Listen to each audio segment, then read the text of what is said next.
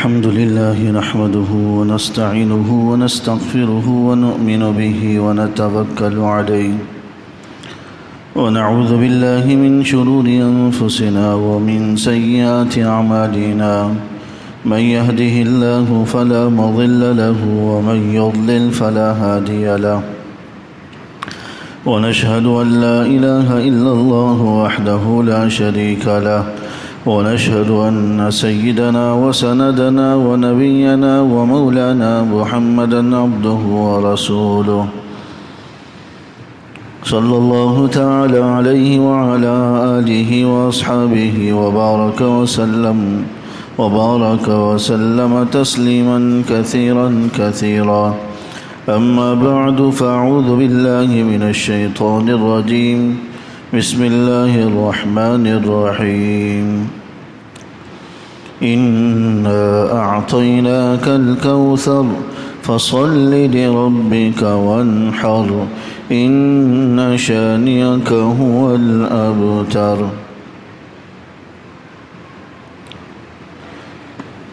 میرے قابل احترام بزرگوں، محترم سامعین، یوں تو پورا قرآن کریم ہی حضور نبی اکرم صلی اللہ علیہ وسلم کی عظمت، حضور نبی اکرم صلی اللہ علیہ وسلم کی شان اور آپ کے مقام اور مرتبے کو بیان کرتا ہے۔ حضور علیہ السلام کے اخلاق کو بیان کرتا ہے، آپ کی ایک ایک ادا کو بھی بیان کرتا ہے۔ حضرت سیدہ عائشہ رضی اللہ تعالی عنہ سے پوچھا گیا تھا کہ حضور کے اخلاق کیسے ہیں، حضور کیسے تھے؟ تو انہوں نے فرمایا کہ کیا تم قرآن نہیں پڑھتے؟ تو کہا کہ پڑھتا ہوں۔ تو کہا کہ خلقہ القرآن، کہ پورا قرآن ہی آپ کے اخلاق بیان کرتا، آپ کی سیرت کو بیان کرتا ہے، حضور علیہ السلام کی شان، مقام اور مرتبے کو بیان کرتا۔ تو ربیع الاول کا یہ مہینہ مناسب یہی ہے کہ اس کو حضور علیہ السلام کی شان، مقام اور مرتبے کو بیان میں گزارا جائے۔ ایک ایمان والا ہونے کے ناطے پورا سال کے تمام 12 کے 12 مہینے ہم حضور علیہ السلام کا ذکر کریں، آپ کے مقام مرتبے کا بیان ہو، درود شریف کے فضائل ہوں، حضور کی سیرت کا ذکر ہو، اور اس کو پھر ہم اپنی زندگیوں کا حصہ بنائیں۔ ایک ایمان والا ہونے کے ناطے یہ ذمہ داری ہم میں سے ہر ایک کو ادا کرنی چاہیے کہ حضور علیہ السلام کی سیرت طیبہ پر مشتمل کوئی نہ کوئی کتاب ہمارے مطالعے میں رہے اور ہم اس کو پڑھیں، حضور علیہ السلام کی حیات طیبہ کا مطالعہ کریں۔ آج بس المیہ اللہ بچا یہی ہے کہ ہمیں ان چیزوں کو جو ہمارے لیے بڑی قیمتی ہیں پڑھنے کی فرصت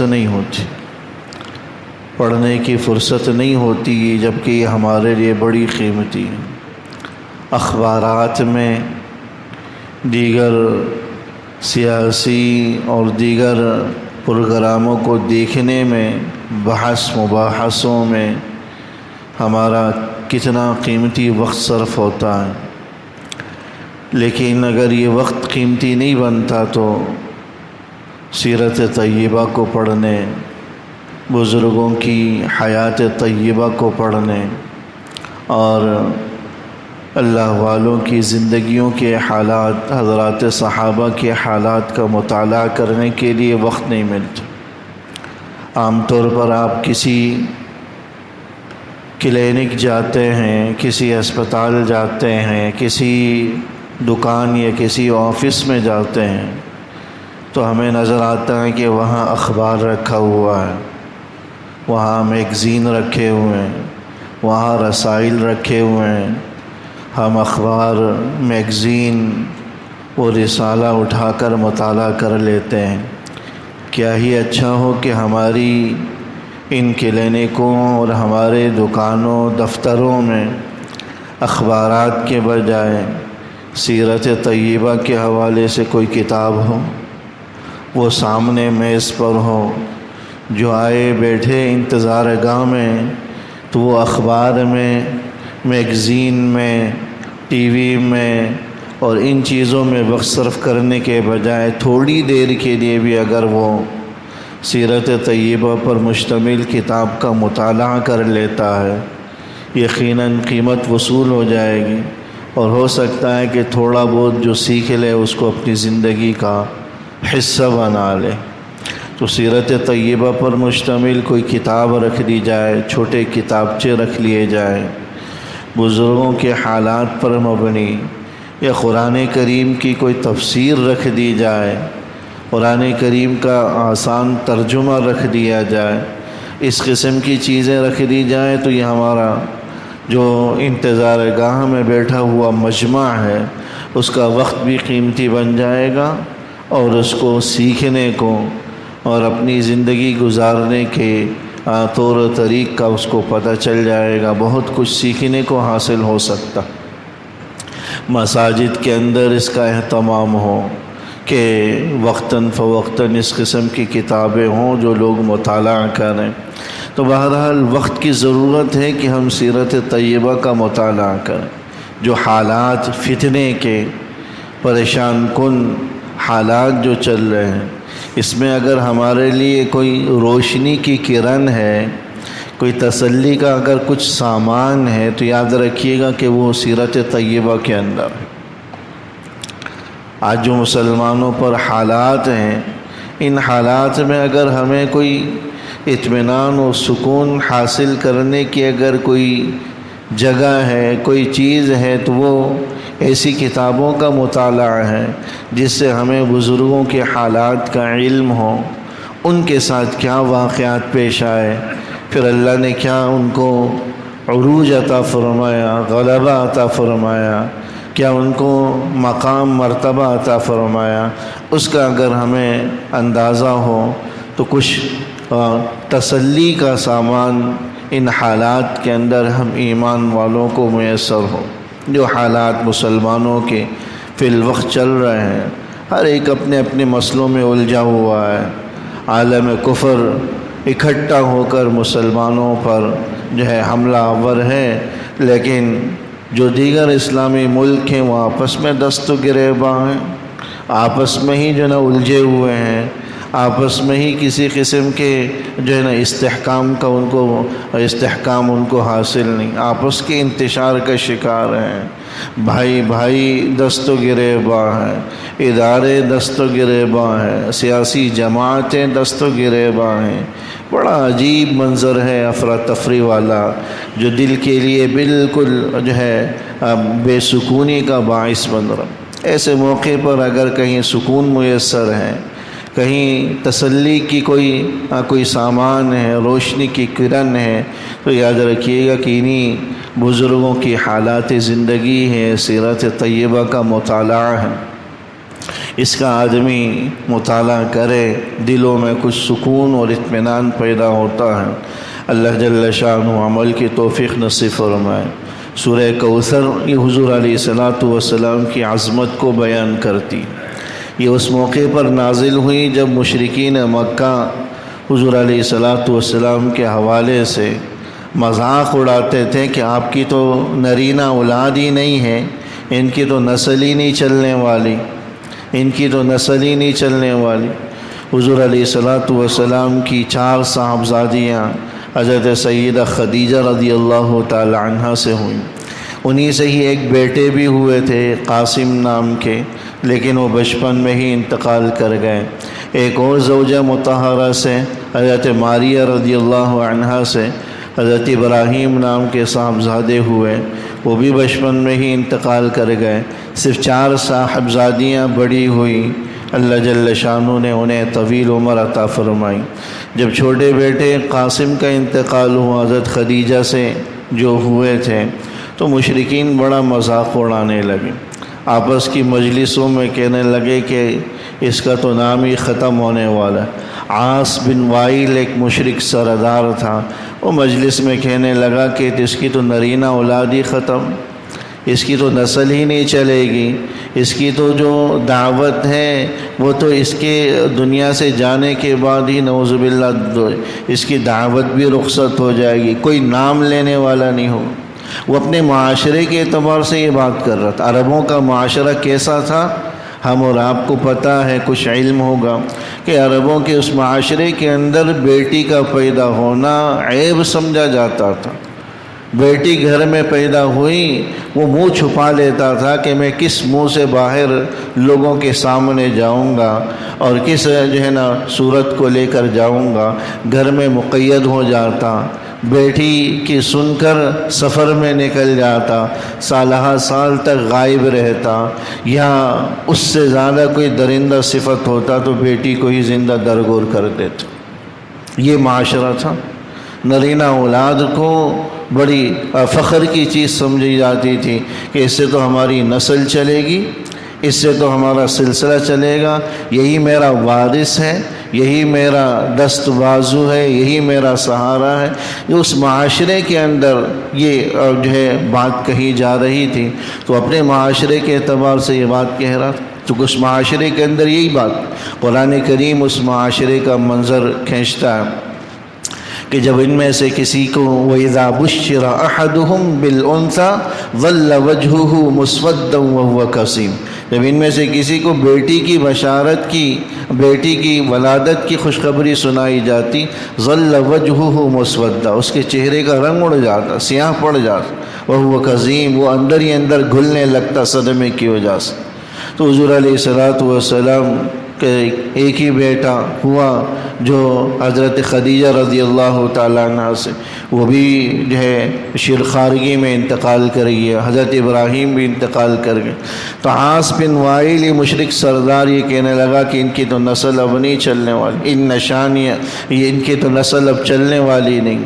تو اللہ جل شانہ نے اس موقع پر یہ سورہ مبارکہ نازل فرمائی، سورہ کوثر، انا اعطیناک الکوثر۔ حضرت انس رضی اللہ تعالی عنہ فرماتے ہیں کہ حضور علیہ الصلوۃ والسلام آرام کر رہے تھے کہ آپ پر اچانک وحی کے کیفیت کے آثار نمایاں ہونے لگے۔ وہ مخصوص آثار ہوتے تھے، پتہ چل جاتا تھا کہ اب وحی کی آمد کا سلسلہ ہے۔ کچھ ہی دیر کے بعد حضور بیدار ہوئے، مسکراتے ہوئے اور فرمانے لگے کہ اللہ جل شانہ نے مجھ پر یہ صورت اتاری ہے، انا اعطیناک الکوثر، اے نبی ہم نے آپ کو کوثر عطا کی۔ کوثر ویسے تو کوثر عربی میں خیر کثیر کو کہا جاتا، بہت زیادہ خیر کو، بہت زیادہ بھلائی کو کہا جاتا۔ اس سے مراد حوض کوثر ہے۔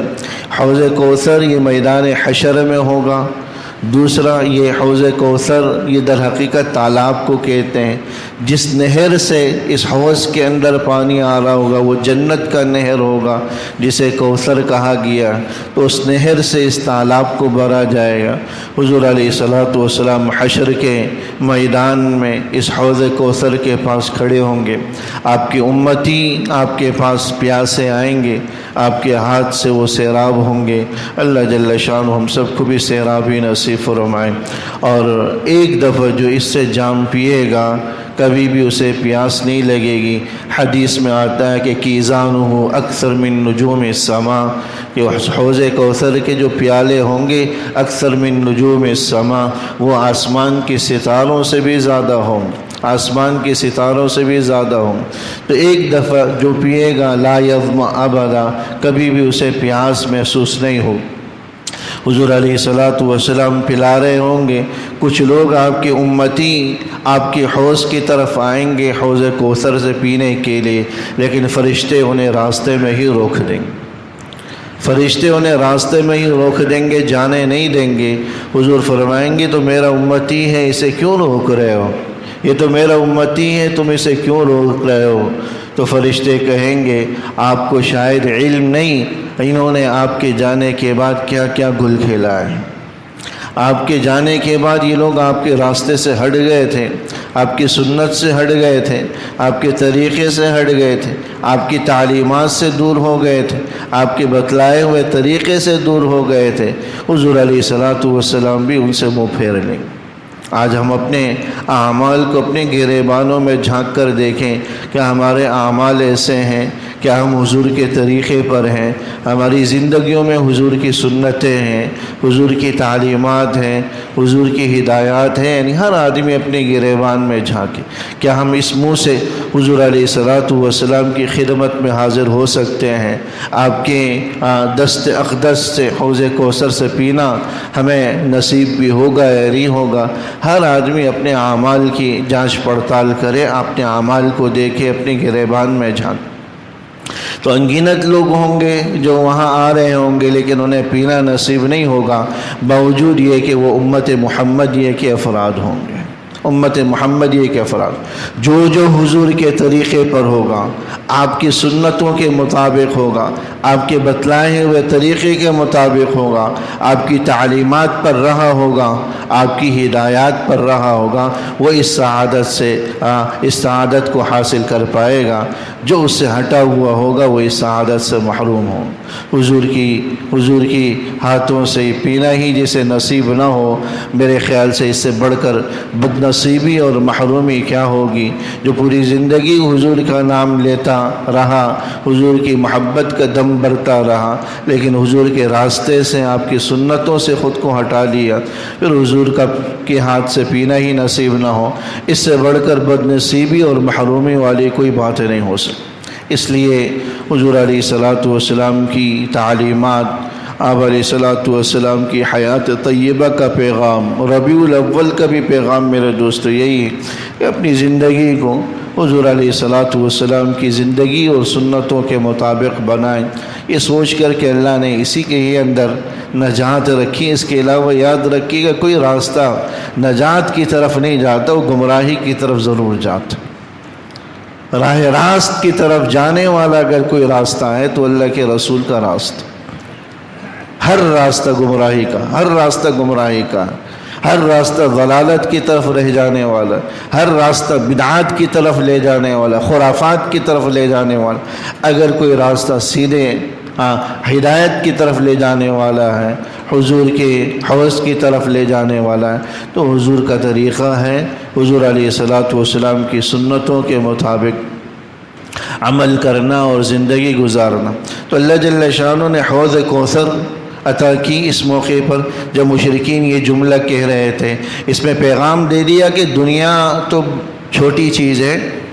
دنیا تو چھوٹی چیز ہے، آپ کا تذکرہ تو آسمانوں میں بھی اور جب حشر کے میدانوں میں بھی، جنت میں بھی آپ کا تذکرہ چلے گا۔ جو مشرکین یہ کہتے ہیں کہ آپ کی دنیا سے جانے کے بعد آپ کا ذکر بند ہو جائے گا، آپ کی نسل ہی منقطع ہو جائے گی، تو اللہ جل شانہ نے اس آیت کے ذریعے پیغام دے دیا، دنیا میں نہیں، صرف دنیا میں نہیں، آخرت میں بھی آپ کا نام لیا جائے گا، اور حشر کے میدان میں بھی، اور اسی طرح آگے کے مراحل کے اندر حضور علیہ الصلاۃ والسلام کے صدقے ہی انسان ایمان والا آگے نکل سکے۔ پھر اللہ جل شانہ نے حضور علیہ الصلاۃ والسلام کو دو احکام ارشاد فرمائے، فصل لربک وان شانئک انا اعطیناک الکوثر، فصل لربک وانحر، ایک تو نماز کا حکم دے دیا، وانحر پھر قربانی کی عبادت کا حکم دیا۔ نماز کا حکم دینے میں بھی اشارہ اسی کی طرف ہے کہ اسی کے ذریعے ہم اللہ کے رسول کے راستے پر چل سکتے ہیں۔ قربانی کا اہتمام کے ساتھ اس لیے حکم دیا گیا کہ مشرکین قربانی بتوں کے نام پر کیا کرتے تھے، ایمان والوں کو، اللہ کے نبی کو اللہ کے نام پر قربانی کی تلقین فرمائی گئی۔ ان شانئک هو الابتر کہہ کر مشرکین کے بارے میں کہہ دیا کہ انہی کی نسلیں ختم ہونے والی۔ آج دنیا دیکھی،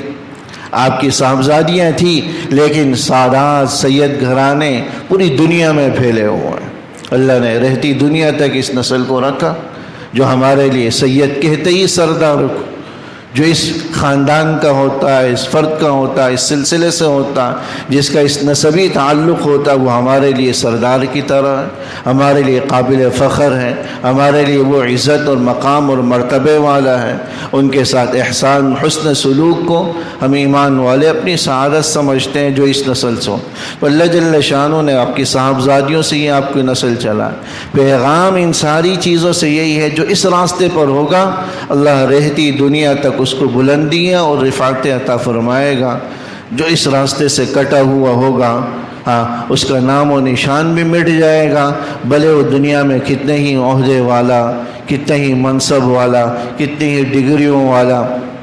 کتنا ہی مال بیلنس والا ہی کیوں نہ ہو، مختصر سی زندگی کو انسان اللہ کے رسول کے راستے پر چلائے۔ یاد رکھے کہ یہی کامیابی کا راستہ۔ کچھ پتہ نہیں چلتا کہ آج ہم ہیں تو کل کو ہم زندہ بھی ہوں یا نہ ہوں۔ ابھی صبح ہی ہماری ایک عزیز خاتون کا انتقال ہوا، صبح سے میں وہیں تھا اور وہیں سے ہی ابھی آیا ہوں۔ تو پچھلے دنوں ہسپتال جانا ہوا تو ٹھیک ٹھاک تھی،